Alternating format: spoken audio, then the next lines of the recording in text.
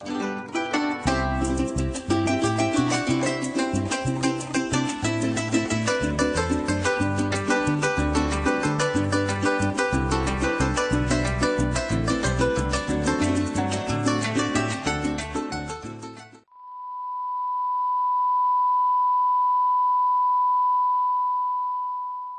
Estado tiene mucha responsabilidad, no hace cumplir la ley, no tiene métodos para que la ley se cumpla en todo el sentido de la palabra, favoreciendo a la mujer, con más profesionalismo, que haya realmente profesionales adecuadas que entren realmente dentro de la materia y que no lo hagan solamente por profesión, sino que lo hagan de corazón. El tipo de violencia en esa zona es la violación a los derechos de las niñas por cuenta de los grupos armados y el hecho de que están las compañías petroleras también por este sector donde trabaja mucho personal masculino y como trabajan lejos de sus hogares, entonces al haber pobreza, la ayuda que nosotros pediríamos del Estado debe ser una ayuda integral.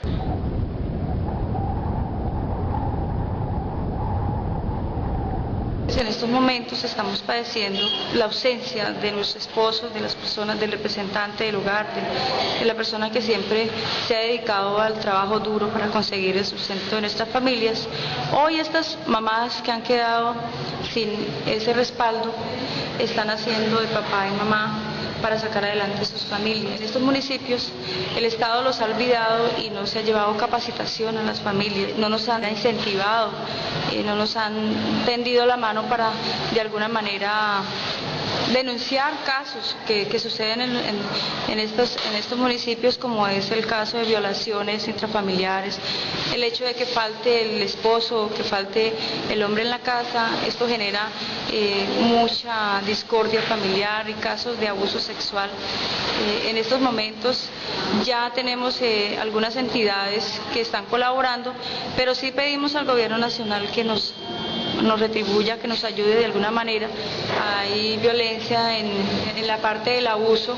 En estos momentos las fuerzas militares no están permitiendo que los campesinos o que los habitantes del municipio puedan desplazar sus alimentos, sus medicamentos, sus cosas necesarias para su hogar, sino que por el contrario tengamos que todos tener que ir a sacar un permiso para poder llevar estos alimentos a nuestros hogares, con el pretexto de que esas remesas o esos mercaditos son llevados a la guerrilla, aunque se dice que no existe ya la guerrilla, que ya se está acabando. Para estas zonas de distensión es muy difícil decir que se está acabando porque se vive latente la situación en las zonas rurales y por eso pues la fuerza pública trata de como presionar a los habitantes. No se puede producir nada, no porque la gente no quiera trabajar, no porque la gente sea floja, no porque la gente sea perezosa, sino porque realmente vivimos en una isla y los campesinos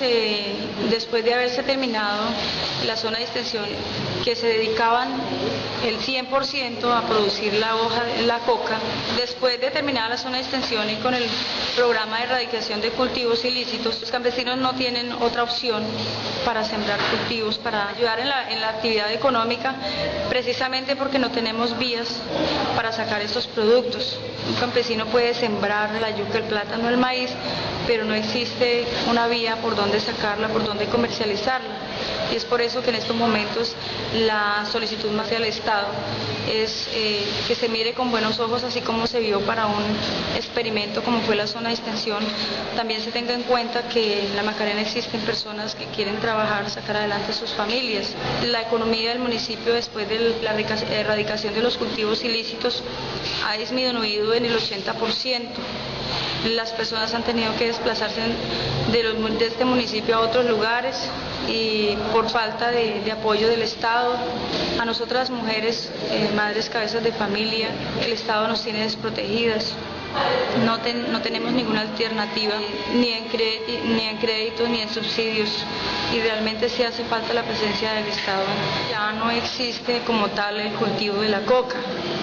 En estos momentos la gente está subsistiendo con la crianza de sus gallinitas, de sus cositas, porque la erradicación de la coca fue un éxito en la Macarena. Por eso la situación económica está tan baja, porque ya en estos momentos no hay posibilidades de otro producto para exportar, para comercializar. Entonces estas mamás que han sido de alguna manera despojadas de sus esposos, existen muchos casos, está el caso de las personas que se trajeron en capturas masivas, está el caso de esposos desaparecidos, que no se sabe quiénes fueron, si fue la fuerza pública, si fue la guerrilla, si fue cualquier otro grupo. Hay como dos casos de mujeres, y el resto sí en su mayoría son hombres, pero las consecuencias están pagando esas mujeres que han quedado desprotegidas y que el Estado de ninguna manera ha dicho, bueno, tenían una esposa, tenían una familia, no se les ha brindado ninguna protección, ninguna seguridad, ninguna garantía para esos hijos que tienen en estos momentos. Estas capturas masivas que se han hecho, las han hecho para investigarlos, o sea, todavía no se han investigado, se traen a las cárceles y empiezan una investigación. Tenemos el caso de una captura que se hizo en el 2006, ya se cumplieron 2 años, y a estas personas no se les ha definido su situación, no se les ha dicho son culpables, son inocentes, y ellas son las que más están siendo perjudicadas. Es como una guerra psicológica, las personas mueren psicológicamente pensando en si saber para dónde va su vida, sus familias, sus hijos, sus esposas. Por la falta del papá, los mismos jóvenes que han quedado, una familia en donde hay 6, 7 jóvenes, en donde queda solo la mamá. Estos jóvenes se han convertido en un peligro para los habitantes que viven a su alrededor, porque se han vuelto violentos, no tienen como la oportunidad de estudiar, de capacitarse. Y tenemos el caso de un joven que han tenido que la fuerza pública recogerlo, encerrarlo, porque no se lo soporta nadie, porque su situación de ignorancia no le permite recapacitar y entender que hay que mejorar el comportamiento en la sociedad, y comete muchos abusos a menores, a los mismos adultos, como el robo, el atraco. Y nos den esa oportunidad de capacitarnos, de sensibilizar a la gente, pero no solamente en capacitaciones y en orientaciones, sino también en una ayuda económica, porque si nosotros no tenemos ayuda económica, difícilmente las personas vamos a estar ocupadas trabajando y consiguiendo el sustento para nuestras familias. En todos los municipios del departamento del Meta y en Colombia no han dejado de existir casos de violación y de agresión por parte de los grupos al margen de la ley. Existen muchos casos de abuso sexual a las mujeres. En un municipio como estos llegan 14.000, 20.000 hombres. Son muy pocas las niñas con falta de educación que se van a los brazos de estas personas. Son casos que realmente no se han visto porque no hay la sensibilización de las mujeres a denunciar. Todo queda en el secreto, pero se han conocido los casos, son pocos, pero sí existen. Se puede decir que todos los habitantes de estos 5 municipios de zona de extensión no tienen ninguna fuente de empleo. No existen vías para poder empezar a producir, a sacar productos y comercializarlos. Solamente subsistimos de lo poco que hay en nuestras regiones para comer y para vivir, pero nunca para ahorrar, nunca para sacar adelante a los muchachos, para educación.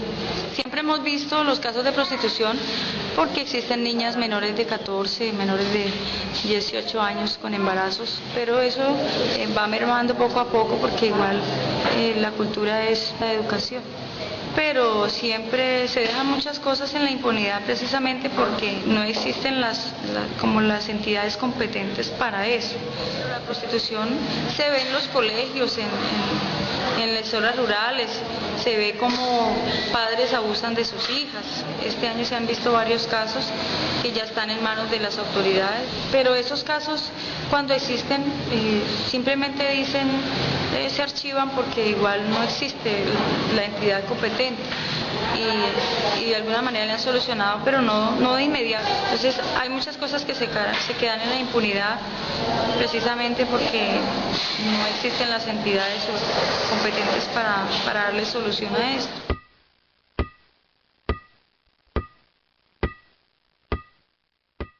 Cuando las niñas, por ejemplo, se preparan y van a pedir un trabajo, ya eso es una marca que se colocan en la vida. Entonces ya dicen, esa no, porque esa niña fue mujer de un paramilitar o estuvo en el monte o lo que sea, no hay que darle nada. O sea, hay ese rechazo. Y si no tiene estudio, entonces ¿por qué no tiene estudio? De que si tiene estudio, porque tiene estudio.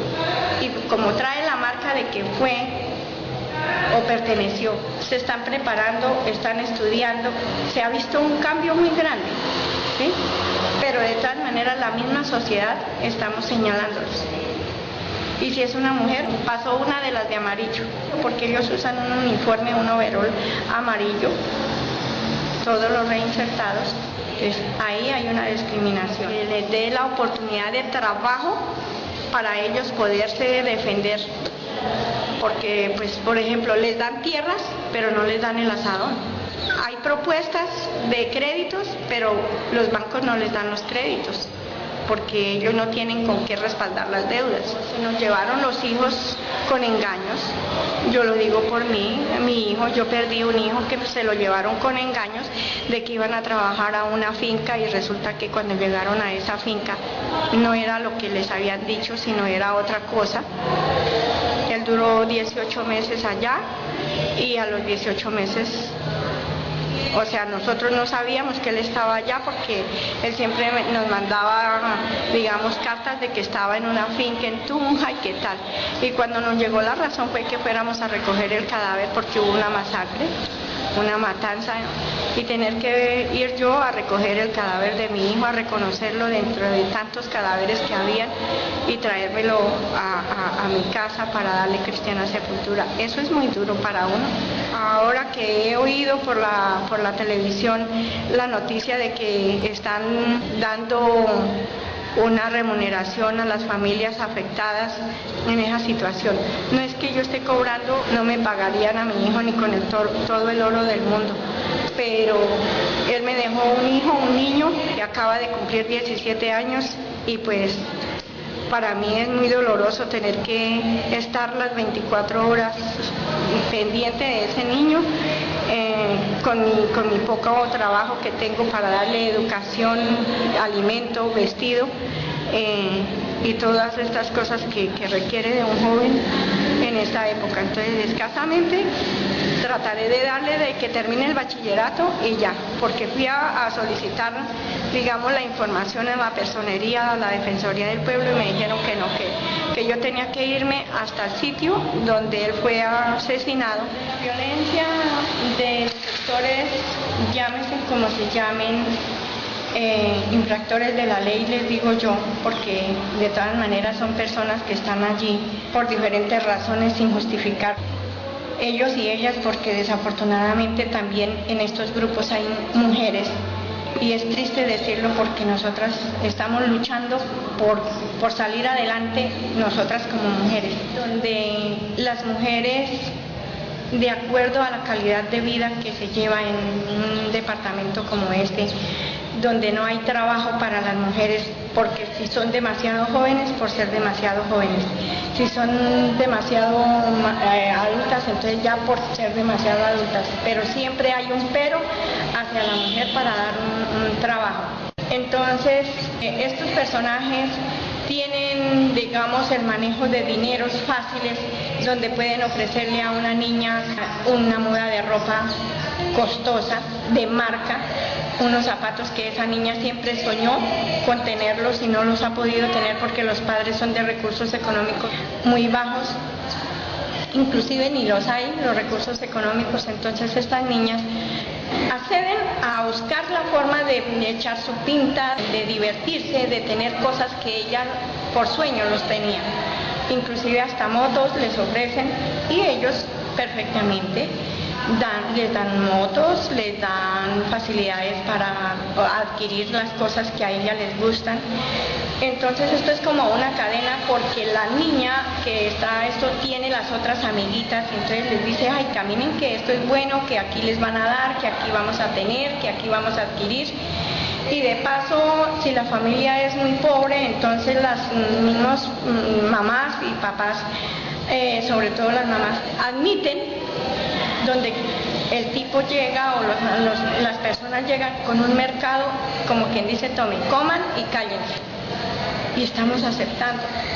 estamos aceptando esta situación y ahí es donde está lo triste de la realidad, que ya la dignidad de nosotras, de las niñas, de las mujeres, mejor dicho, todo lo que encierra a la mujer se está perdiendo por la razón económica.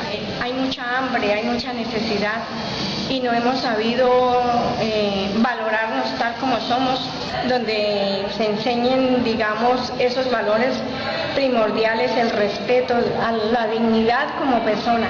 Entonces desde ahí estamos cayendo y ya no nos importa sino adquirir cosas materiales y lo moral se está perdiendo.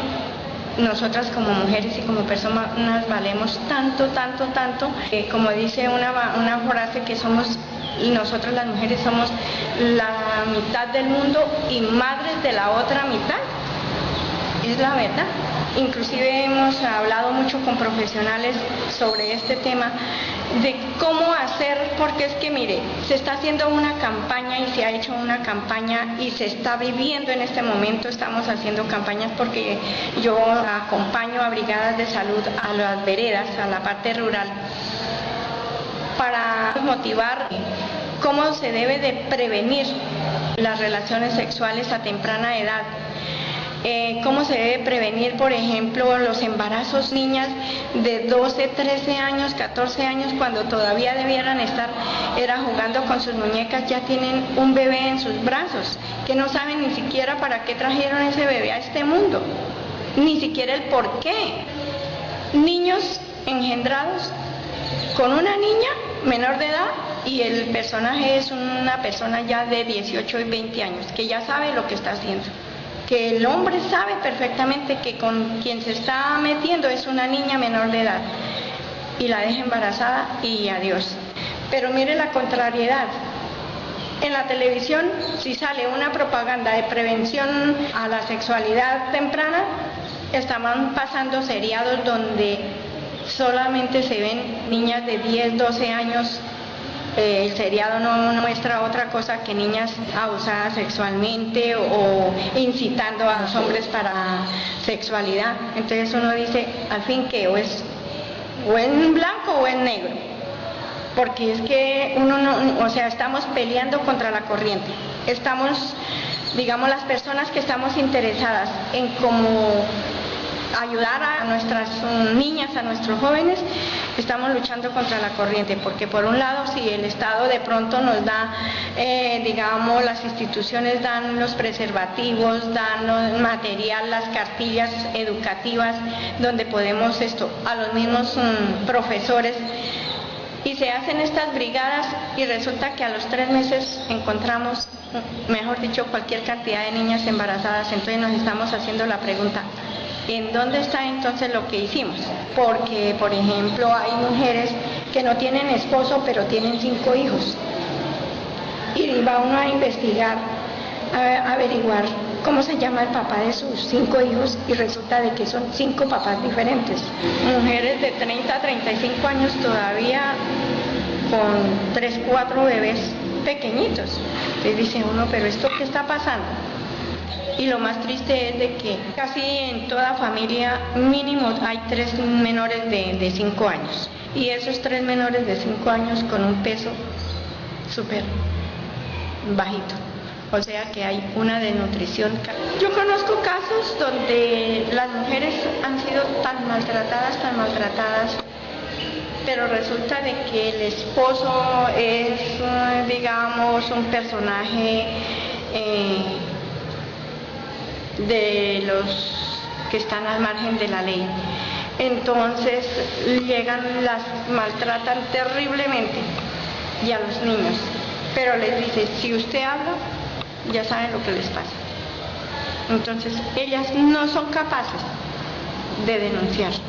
Y si uno va y denuncia, o sea, por ejemplo, va y denuncia a la policía, un ejemplo, denuncia a la policía, entonces la misma policía después llama a ese personaje y dice, ¿sabe quién dijo? Mire, tal persona lo dijo. Y está corriendo el riesgo uno, la vida de uno o la familia de uno. Entonces estamos en la mal llamada ley del silencio, que es lo que yo no comulgo con eso, pero desafortunadamente estamos ahí en esa posición, donde vemos que llega el señor borracho o drogado, coge a esa señora, a esos niños con un revólver, le hace tiros al aire y luego le pone el revólver o la pistola en la cabeza a la señora o a los niños, y los niños gritan: papito, no, papito, no vaya a matar a mi mamita. Y eso es una violencia terrible. Y desafortunadamente uno llega, marca, entonces, identifique ese número de cédula, número de todo. ¿Cómo lo va a hacer uno si está en la familia de uno, están los hijos? Y uno sabe que esas personas son de los otros personajes al margen de la ley. ¿Y uno qué puede hacer? Por ejemplo, están en una esquina, llaman a las niñas por la enfermedad de este siglo XXI, que es el celular. No necesitan ir hasta donde ellas están, simplemente les marcan, las llaman y que se presenten en X o Y parte, cualquier 3, 4, 5, 10 niñas, y ellas salen y vienen, saben que se vienen con las manos vacías, y cuando regresan con 200, 300, 400 mil pesos en la mano. Esa prostitución obligada. ¿Por qué obligada? Porque es que hay niñas que dicen: yo necesito esto, no me lo van a dar, yo no tengo quien me lo dé, mi papá no tiene, mi mamá no tiene, y allí me lo están ofreciendo por irme a acostar un ratico con esa persona. Voy a recibir 100,000 pesos. Entonces es una prostitución obligada por las circunstancias de la vida y por la vida que les ha tocado vivir a la mayoría de mujeres. Por ejemplo, hay unas niñas muy bonitas, muy lindas esas niñas, muy hermosas, lindas, unos cuerpitos, unas caras muy hermosas. Entonces llegan y le dicen, por ejemplo, a la mamá o al papá: bueno, me llevo a su hija, y ustedes se callan. Y hay que aceptarlo, lo tienen que aceptar, porque o está la vida de ellos o está eso. Y la niña acepta porque es donde va a recibir beneficios. Y son usadas 3, 4 meses, hasta 1 año, 2 años, dependiendo de la situación. Y después las devuelven a su casa con 1 o 2 hijos y las manos vacías. Así de sencillo. Y de ahí siguen esa carrera, porque estas niñas se llenan como de una venganza, como de una rabia contenida, de ver de que ellas eran unas niñas muy lindas, muy jovencitas, muy sin experiencia de la vida, y tener que regresar con 1 o 2 hijos y a vivir de nada, después de que lo tenían todo, les tenían hasta empleada de servicio. Entonces se cansaron porque ya vieron otra niña más joven, más linda, más bonita, entonces la cambian. O sea, eso es como el que se cambia de ropa. Si vamos a hablar de violencia judicial, pues es donde llega una mujer a poner, digamos, su denuncia por lo que sea. Es como menos escuchada, menos atendida, hay más demora en la tramitología, a todo le ponen un pero, para todo hay como esa apatía a negarle las cosas porque es una mujer. Si vamos a denunciar el caso de maltrato físico, intrafamiliar, digamos, entonces es cuando le dicen: ¿y por qué le pegó? ¿Sería que usted le faltó al respeto? ¿Sería que usted no lo atendió bien al marido y por eso le pegó? Siempre nos están culpando, siempre hay una acusación hacia nosotras. Si es una denuncia por violación sexual, eso sí es más triste aún todavía, porque si es en una niña, cogemos la niña de la mano y la metemos a todas las dependencias que haya en ese lugar donde se fue a hacer la denuncia. Y empieza desde el celador para arriba, que esa niña la violaron, que es violada por el padrastro, que es violada por el tío, que es violada por el abuelo. Inmediatamente eso es como el boom de la noticia del día, eso es como una odisea. Y no hay ese respeto hacia esa niña o hacia esa mujer de que ha sido violada sexualmente, de que hay un dolor muy grande en su vida, en su experiencia como niña o como mujer, ha sido maltratada sexualmente, y de respetar ese dolor de esa familia, porque cuando la mamá o la familia se entera es un dolor muy grande. Entonces no hay esa razón de que le digan a uno: mire, es aquí donde debe de hablar y ya. Siempre pienso yo que debería de haber un profesional, de verdad un profesional con toda la ética para recibir estas denuncias de violación sexual o de violación, porque es que el maltrato está físicamente, verbalmente, psicológicamente. Ahora si vamos a denunciar donde se maltratan a los niños y a las niñas, tampoco nos paran bolas, eso es de oficina, de dependencia en dependencia. No, dígale a fulano, dígale a sutano, vaya allí, vaya allá. Se le pasa a uno la rabia y ya a los 3 o 4 días ya no hay ganas de ir a denunciar, porque ya para qué si no nos atendieron desde el primer momento. El caso, si se presenta una violación o un caso de estos un viernes en la tarde o en la noche, tenemos que esperarnos en el caso como ejemplo hoy hasta mañana martes para hacer las cosas. Si el marido llegó y le pegó desde el viernes por la noche, ya el martes ya están contentos, ya no hay esto y empezamos ahí a seguir aceptando que nos apabullen, que nos peguen, porque no hay a dónde ir a poner la queja, porque las inspecciones o los juzgados o la fiscalía están de descanso, porque hay sábado no trabajan, domingo tampoco y el lunes es festivo. Entonces, que hubiera algo donde dejara, no sé, una oficina donde pudieran atender estos casos, donde pudieran recibir las denuncias de estos días que no son laborables para el gobierno o para las instituciones, que no son laborables, y cuando nos pasan esos casos en las familias o a los seres humanos, ¿a dónde denunciamos? No hay a dónde poner la queja.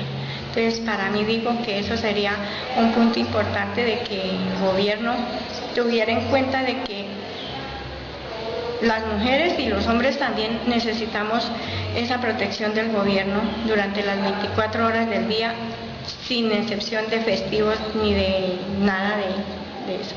Porque lo necesitamos, estamos expuestos para cualquier cosa que nos suceda.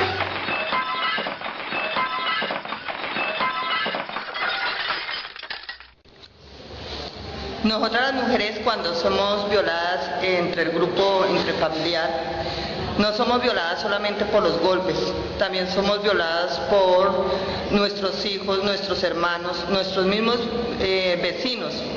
Nos violan en todos los sentidos, y vamos a colocar la denuncia y nos mandan al que esté de turno, y lo que pasa es que él no está preparado y nos mandan para la comisaría de familia. Vamos a la comisaría de familia, exponemos nuestro caso y ahí mismo nos dicen hay que esperar tanto tiempo, 1 semana, 2 semanas. Vamos a las 2 semanas y nos dicen que no, que hay que esperar 1 mes. Ya el mes nos dicen que por qué no conciliamos con la persona que nos ha maltratado. Entonces ahí se pierde el hilo del maltrato, porque nuevamente empezamos el trámite del papeleo, de ir, o sea, nos violan nuevamente, nos maltratan nuevamente también el sistema. Si voy a interponer una demanda por maltrato sexual, lo primero que me preguntan, ¿vio usted el tipo que la violó? ¿Usted lo indujo a que la violara? Entonces el mismo sistema nos está violando a nosotros, o sea, ahí somos violadas ya doblemente. Y no solo el que nos está tomando la denuncia, sino que lo viene a saber todos los de turno. Hasta el celador viene a saber que fuimos violadas sexualmente, y entonces lo último que dice, no, eso fue que ella lo indujo a que la violara. Eso es que ella se puso la minifalda, lo indujo, o sea que en el momento queda uno de culpable, o sea que siempre las mujeres somos culpables de las violaciones. Yo creo que llegamos porque muchas veces nos da hasta miedo de ir porque somos discriminadas nuevamente. Y cuando vamos, todo el trámite que hay que hacer, la espera, tenemos que pasar hasta por el médico. El legista no le dice a uno, no le da una incapacidad de 1 mes en adelante, entonces ya no ha sido uno violado, y uno es violado a veces mismo por el mismo esposo, no solo por los de afuera, sino por el mismo esposo.